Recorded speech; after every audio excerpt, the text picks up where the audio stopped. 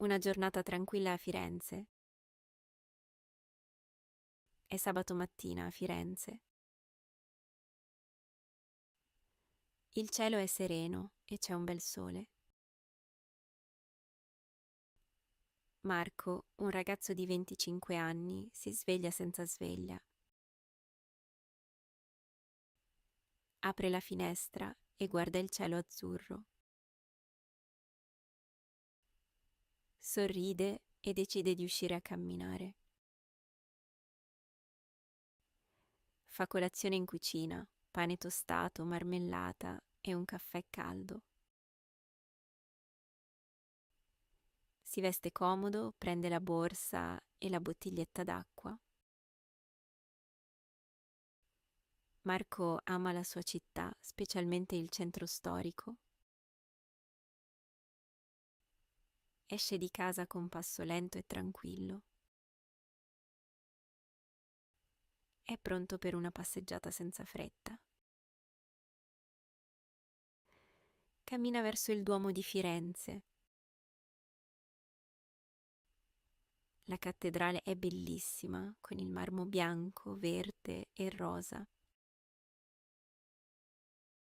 Guarda la cupola di Brunelleschi e scatta una foto. C'è un po' di gente, ma l'atmosfera è calma. Marco resta qualche minuto ad osservare i dettagli della facciata. Poi si sposta verso Piazza della Signoria. Guarda il palazzo vecchio, alto e imponente. Ci sono statue ovunque, anche una copia del David di Michelangelo. Un gruppo di studenti disegna con matite e taccuini. Marco si siede sulla scalinata e beve un po' d'acqua. Dopo riprende a camminare. Va verso il fiume Arno. Attraversa il famoso Ponte Vecchio. Guarda le botteghe con gioielli e oggetti d'oro. Il fiume scorre piano, tranquillo, sotto di lui. Marco cammina lungo l'Arno fino al giardino di Boboli. Compra un biglietto e entra nel parco. Ci sono alberi, fontane, statue e sentieri silenziosi. Trova un angolo all'ombra e si siede sull'erba. Apre un libro e legge per un po'. Il tempo passa piano.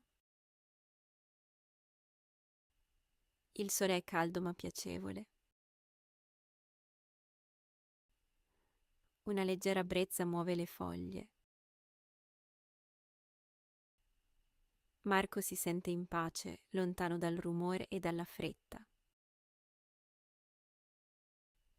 Chiude il libro e chiude anche gli occhi per un momento. Quando esce dal giardino, cammina verso Piazza Santo Spirito. Compra un gelato al limone e lo mangia seduto su una panchina. La piazza è piena di vita, ma semplice e autentica. Un uomo suona la chitarra, una bambina gioca con il papà. Marco osserva e sorride. È quasi sera. Il cielo diventa rosa e arancione. Marco attraversa di nuovo l'Arno guardando il tramonto. Ritorna a casa con calma, camminando tra le vie strette e antiche. È stata una giornata tranquilla, piena di bellezza e serenità. Grazie per aver guardato il nostro video. Per più video italiani nel futuro, per favore iscrivetevi al nostro canale. Fateci sapere nei commenti quali città vorreste conoscere in italiano.